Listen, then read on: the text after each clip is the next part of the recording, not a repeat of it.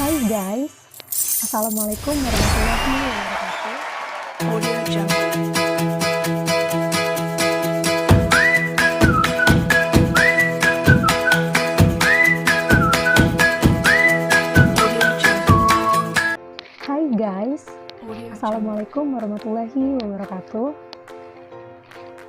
Baiklah, saya di sini dari kelompok 3 akan menjelaskan materi mengenai pengenalan zooplankton.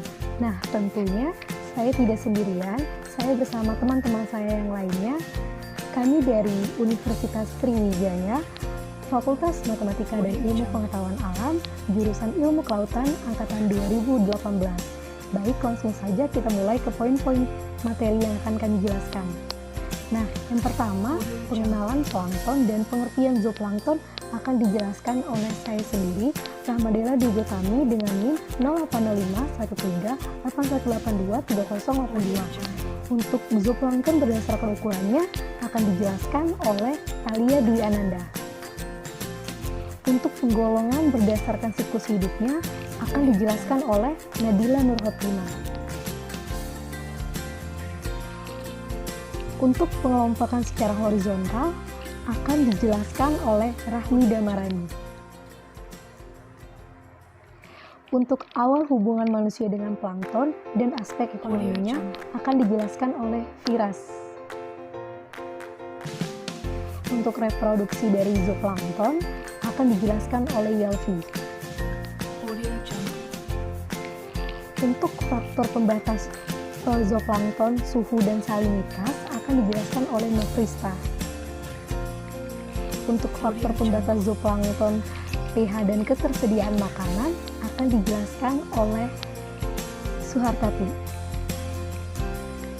Nah, yang terakhir kesimpulan yang akan saya bacakan.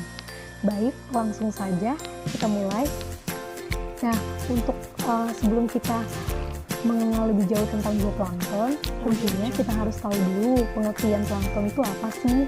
Nah, jadi plankton adalah makhluk hidup, tumbuhan ataupun hewan yang hidupnya mengapung, mengambang, dan melawan di dalam air yang kemampuan renangnya yang sangat terbatas hingga selalu terbawa oleh arus. Jadi plankton itu suatu tumbuhan atau hewan yang hidupnya dipengaruhi oleh arus. Nah, istilah plankton itu diperkenalkan oleh Victor Hansen pada tahun 1887 yang berasal dari bahasa Yunani, yaitu planktos, yang berarti menghanyut ataupun mengembara. Nah, langsung saja untuk pengertian dari zooplankton. Zooplankton adalah hewan yang hidupnya mengapung dan melayang di dalam laut atau di dalam air. Nah, kemampuan renangnya itu sangat terbatas sehingga keberadaannya sangat ditentukan kemana arus membawanya. Nah, zooplankton bersifat heterotropik yang diartikan tidak dapat memproduksi makanan sendiri. Nah, bahan organik dari bahan inorganik. Oleh karena itu, untuk kelangsungan hidupnya sangat bergantung pada persebaran fitoplankton di perairan, ataupun dapat disebut zooplankton merupakan konsumen bahan organik dari fitoplankton. Nah, materi selanjutnya akan dijelaskan oleh rekan saya yang selanjutnya. Baiklah, Assalamualaikum warahmatullahi wabarakatuh. Perkenalkan, nama saya Talia Diananda. Di sini saya akan menjelaskan tentang zooplankton berdasarkan ukurannya. Berdasarkan ukurannya, zooplankton sendiri dibagi menjadi 7 macam, yaitu megaplankton, makroplankton, mesoplankton, mikroplankton, nanoplankton, pikoplankton, dan femtoplankton. Dengan ukuran masing-masing, megaplankton berukuran 20 sampai dengan 200 cm, makroplankton berukuran 2 sampai dengan 20 cm, mesoplankton berukuran 0,2 sampai dengan 20 mm, mikroplankton berukuran 20 sampai dengan 200 mikrometer, nanoplankton berukuran 2 sampai dengan 20 mikrometer, pikoplankton berukuran 0,2 sampai dengan 2 mikrometer, dan femtoplankton dengan ukuran lebih kecil dari 0,2 mikrometer. Megaplankton. Megaplankton ini merupakan ubur-ubur yang mempunyai diameter payung bisa lebih dari 1 meter dengan tentakelnya bisa bermeter-meter panjangnya. Plankton terbesar adalah ubur-ubur dengan jenis Ciamcia arctica yang diameter payungnya bisa lebih dari 2 meter dengan panjang tentakel lebih dari 30 meter. Salah satu contoh megaplankton adalah ini, ubur-ubur. Kemudian makroplankton. Makroplankton merupakan plankton dengan ukuran 2 sampai dengan 20 cm. Biasanya makroplankton digolongkan ke dalam larva ikan. Contoh-contohnya larva ikan. Berikut adalah contoh daripada makroplankton. Ada Cyclops, Daphnia, Nautilus, Phylinia, Keratella, dan lain-lain. Selanjutnya yaitu mesoplankton. Mesoplankton adalah plankton dengan ukuran 0,2 sampai dengan 20 mm yang sebagian besar adalah kopepod, amphipod, astrakot, dan kaktogonat. Salah satu contoh mesoplankton adalah kopepod. Berikut adalah gambar daripada kopepod.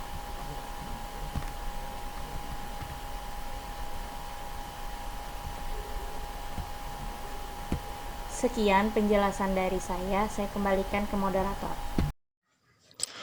Baiklah, yang selanjutnya yaitu penggolongan zooplankton berdasarkan daur hidup. Terbagi menjadi dua, yaitu holoplankton dan meroplankton. Holoplankton dalam kelompok ini termasuk plankton yang seluruh hidupnya menjadi plankton, mulai dari telur, larva, hingga dewasa. Contohnya seperti dari kopepod, amphipod, salpacaetogonat. Selanjutnya yaitu meroplankton. Plankton ini menjalani kehidupannya sebagai plankton hanya pada tahap awal dari daur hidup biota tersebut, yakni pada tahap sebagai telur dan larva saja. Beranjak dewasa, ia akan berubah menjadi nekton, yakni hewan yang dapat berenang bebas atau sebagai bentos. Baiklah, di sini saya Rahmida Marani akan menjelaskan tentang penggolongan berdasarkan sebaran horizontal. Nah, secara horizontal, zooplankton ini terbagi menjadi plankton neritik, di mana plankton neritik ini hidup di perairan pantai dengan salinitas atau kadar garam yang relatif rendah. Kadang-kadang masuk sampai ke perairan payau dengan salinitas sekitar 5-10 PSU. Akibat pengaruh lingkungan yang terus-menerus berubah yang disebabkan oleh arus dan pasang surut, komposisi plankton neritik ini menjadi sangat kompleks, yang dimana bisa merupakan campuran plankton laut dan plankton yang berasal dari perairan tawar. Bahkan, ada beberapa di antara mereka yang telah dapat beradaptasi dengan lingkungan muara yang memiliki perairan payau, seperti misalnya Labidocera muranoi. Baik, di sini saya Muhammad Faris Rashid. Saya akan menjelaskan tentang awal hubungan manusia dengan plankton. Jenis plankton yang sudah lama dikenal dan menjadi makanan sehari-hari bagi masyarakat pesisir di Indonesia antara lain adalah rebon. Rebon sebagaimana yang dikenal masyarakat sebenarnya adalah campuran berbagai jenis hewan seperti udang kecil, sebagian besar terdiri dari zooplankton, segestid, misid, dan larva udang panait. Rebon sangat populer sebagai bahan dasar untuk pembuatan terasi dan petis. Selanjutnya, menjelaskan tentang plankton dan aspek ekonominya. Kajian-kajian plankton di berbagai negara juga menunjukkan adanya korelasi antara konsentrasi fitoplankton dan zooplankton, atau keduanya dengan hasil tangkapan ikan. Oleh sebab itu, pengetahuan tentang sebaran fitoplankton yang diindikasikan dengan sebaran klorofil di laut itu sangat penting yang kini telah dapat dilakukan dengan bantuan teknologi satelit. Dengan memahami lokasi konsentrasi plankton, dapatlah diperkirakan lokasi yang lebih tepat untuk mencari ikan atau fish ground. Untuk teknologi yang terbarunya itu biasa menggunakan metode akustik. Nah, di akustik itu juga bisa menjelaskan tentang sebaran densitas plankton yang guna untuk sebagai spot tempat ikan berkumpul. Reproduksi zooplankton.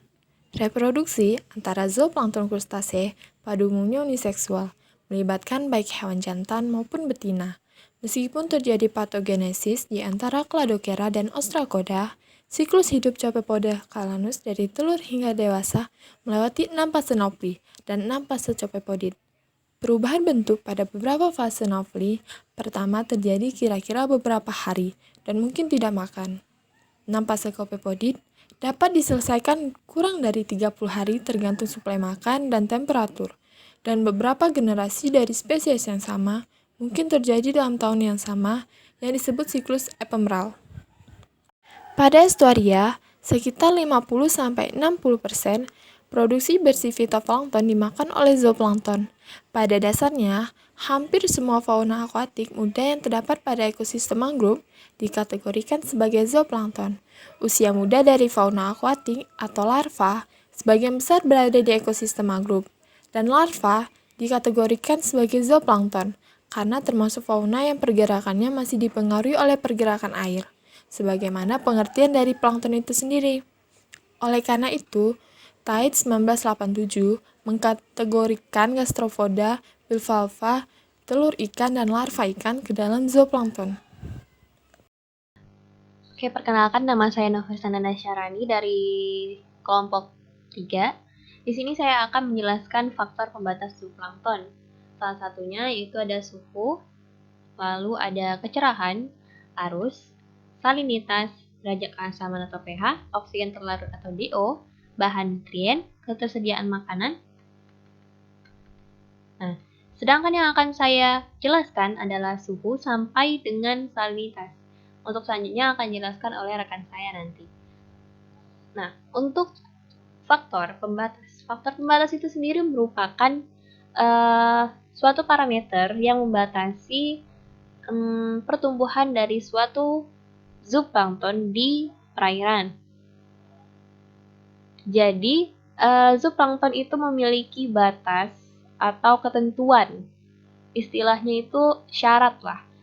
Nah, di perairan itu dia memiliki syarat untuk kehidupannya, memiliki batas, memiliki ketentuan maksudnya. Jadi hanya bisa di nilai sekian lah dia bisa hidupnya. Dia tidak bisa hidup di nilai yang lebih dari ketentuannya. Begitu maksudnya. Nah, untuk faktor pembatas pertama itu ada suhu. Jadi suhu itu mempengaruhi daur hidup organisme. Suhu itu sendiri merupakan derajat panas dinginnya dari suatu benda. Nah, suhu itu mempengaruhi daur hidup organisme dan merupakan faktor pembatas penyebaran suatu jenis, dalam hal ini mempertahankan kelangsungan hidup, reproduksi, perkembangan, dan kompetisi. Itu menurut Krebs pada tahun 1985. Sedangkan menurut Dawes pada tahun 1981, suhu yang baik bagi biota pada laut itu normalnya adalah 20 sampai dengan 35 derajat Celcius dengan fluktuasi atau perubahan yang tidak lebih dari 5 derajat Celcius. Menurut Ray dan Rao pada tahun 1964 dalam Dawson 1979. Suhu yang baik untuk kelimpahan zooplankton di daerah tropika secara umum berkisar antara 24 sampai dengan 30 derajat Celcius. Nah, pertanyaannya di sini, apakah ada plankton yang dapat hidup di suhu yang di bawah 24 sampai dengan 30 derajat Celcius? Kemungkinan ada, tetapi tidak sebanyak atau seberlimpah plankton yang berada di suhu 24 sampai dengan 30. Begitupun untuk plankton yang tinggal di atas suhu 30. Tapi menurut saya tidak ada yang tinggal di atas suhu dari 30 derajat Celcius. Oke. Kecerahan. Jadi, definisi kecerahan sendiri merupakan jarak yang bisa ditembus cahaya dalam kolom air dan kedalaman merupakan fungsi dari kecerahan. Sedangkan kekeruhan air adalah suatu ukuran bias cahaya di dalam air yang menunjukkan derajat kegelapan di dalam suatu perairan yang disebabkan adanya partikel-partikel yang hidup maupun yang mati yang dapat mengurangi transmisi cahaya itu menurut APA 1995. Jadi, semakin besar nilai kecerahan akan meningkatkan hasil produktivitas primer dalam bentuk biomasa yang merupakan pendukung utama kehidupan komunitas pada lingkungan tertentu, menurut Tait pada tahun 1981. Jadi, kecerahan di sini merupakan batas sampai mana batas kedalaman yang bisa dicapai oleh cahaya matahari. Jadi, intensitas cahaya matahari itu sangat diperlukan untuk plankton sendiri. Salah satunya yang sangat memerlukan intensitas cahaya itu adalah fitoplankton. Sedangkan kalau zooplankton itu kurang menggunakan intensitas cahaya, maksudnya kurang menggunakan cahaya matahari dalam kehidupannya. Karena zooplankton ini relatif menjauhi cahaya matahari, sumber cahaya. Jadi, apabila di siang hari, zooplankton itu jarang berada di permukaan air, sedangkan pada malam harinya, zooplankton itu kebanyakan naik ke atas permukaan air, kemungkinan untuk mencari makan ataupun untuk salah satunya mencari makan lah. Untuk reproduksi juga saya kurang tahu, tapi yang jelas dia mencari makan. Untuk ke atas dia mencari makan dari hasil olahan dari fitoplankton. Oke. Selanjutnya itu ada arus. Arus itu sendiri merupakan faktor utama yang membatasi penyebaran biota dalam perairan. Itu menurut Odum 1971. Arus laut dapat membawa larva plankton jauh dari habitat induknya menuju ke tempat mereka menetap dan berkembang. Menurut Jackson 1986, pada daerah mangrove, arus yang disebabkan pasang surut mempunyai pengaruh nyata terhadap distribusi plankton.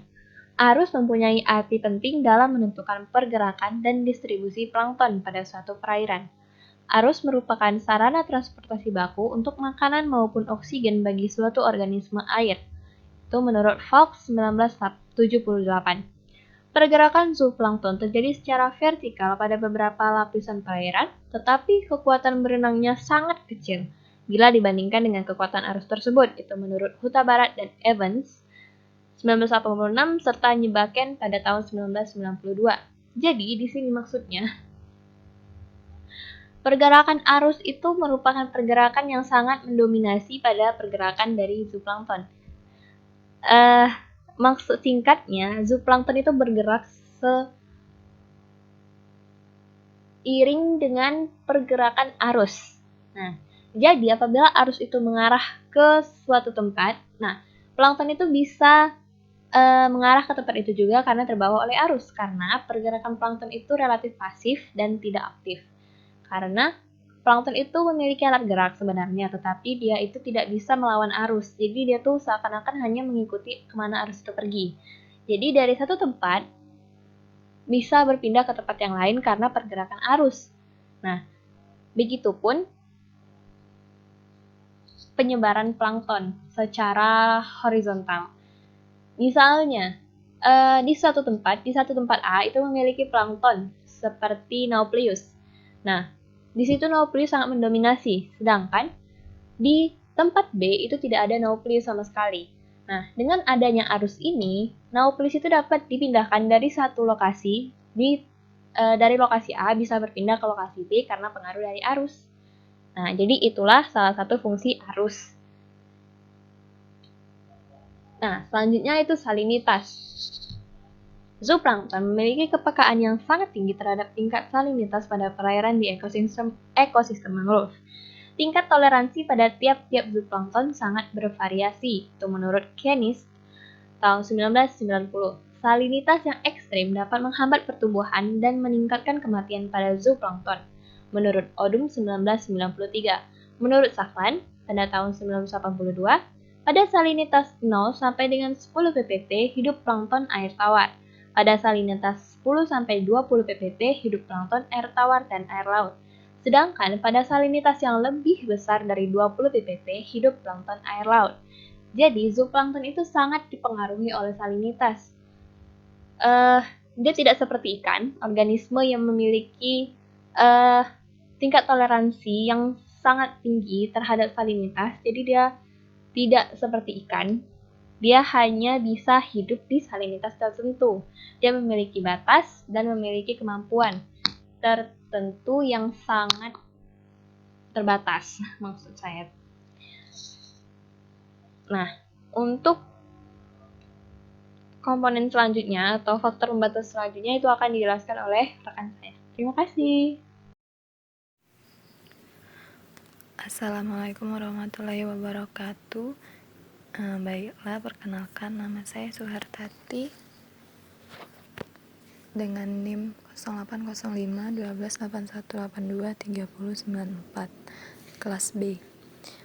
Baiklah, di sini saya akan melanjutkan penjelasan tentang faktor pembatas pertumbuhan zooplankton.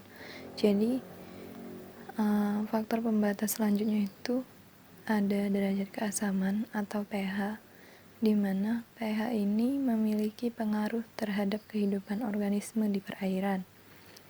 pH perairan umumnya berkisar 4-9. Baku mutu pH sendiri untuk biota laut itu yaitu 7 hingga 8,5. Apabila suatu pH ini mengalami peningkatan, baik itu meningkatnya dalam sifat asam ataupun basa, maka hal ini akan mempengaruhi proses fisiologi untuk plankton, baik itu fitoplankton maupun zooplankton. Proses fisiologinya akan terganggu. Nah, kemudian terdapat oksigen terlarut atau DO. Nah, oksigen terlarut ini digunakan organisme perairan untuk bernafas. Selain untuk bernafas, juga digunakan untuk proses dekomposisi oleh bakteri. Proses dekomposisi oleh bakteri ini akan menyebabkan keadaan unsur hara di perairan tersebut tetap tersedia. Unsur hara tersebut kemudian digunakan oleh fitoplankton untuk melakukan proses fotosintesis maupun kemosintesis, sehingga hal ini sangat menunjang pertumbuhan untuk zooplankton dengan adanya fitoplankton sebagai makanannya sendiri. Selanjutnya itu nutrisi. Nah, telah kita ketahui bersama bahwasannya nutrisi ini sebagai nutrien sangat berperan penting dalam pertumbuhan plankton, baik untuk fitoplankton maupun zooplankton. Dalam hal ini, nutrien utama ialah berupa nitrat dan fosfat. Nutrien ini akan berbanding lurus dengan adanya fitoplankton dan zooplankton. Ataupun ketersediaan nutrien ini akan berbanding lurus dengan zooplankton dan fitoplankton. Apabila di perairan tersebut terdapat banyaknya nutrien, maka di perairan tersebut akan banyak pula terdapat fitoplankton dan zooplankton. Kemudian yang terakhir itu ketersediaan makanan. Distribusi zooplankton sendiri berkaitan dengan ketersediaan makanan, di mana ketersediaan makanan ini akan menunjang distribusinya zooplankton. Di mana apabila di suatu perairan tersebut terdapatnya ketersediaan makanan bagi zooplankton, itu berupa fitoplankton, maka di perairan tersebut akan terdapat zooplankton atau pertumbuhan zooplankton sangat ditunjang oleh ketersediaan makanan itu sendiri. Terima kasih. Bagaimana? Sudah mengerti semua kan bagaimana siklus hidup dari zooplankton, apa itu pengertian plankton, zooplankton dibagi berdasarkan siklus hidupnya, berdasarkan ukurannya. Nah, kali ini setelah kami memaparkan, maka didapat kesimpulan yang pertama, ada plankton berasal dari bahasa Yunani yang berarti menghanyut atau mengembara. Yang kedua, zooplankton bersifat heterotrofik yang diartikan tidak dapat memproduksi bahan makanan sendiri baik organik dari bahan inorganik. Keberadaan zooplankton sangat dipengaruhi oleh arus. Ukuran zooplankton yang paling umum berkisar antara 0,2 sampai 2 mm. Dan yang terakhir, penggolongan zooplankton berdasarkan daur hidupnya, yaitu ada dua, ada holoplankton sama meroplankton. Nah, sekian materi dari kelompok kami. Bila ada salah kata kami mohon maaf, kepada Allah kami mohon ampun. Semoga materi yang kami sampaikan dapat bermanfaat bagi kita semua.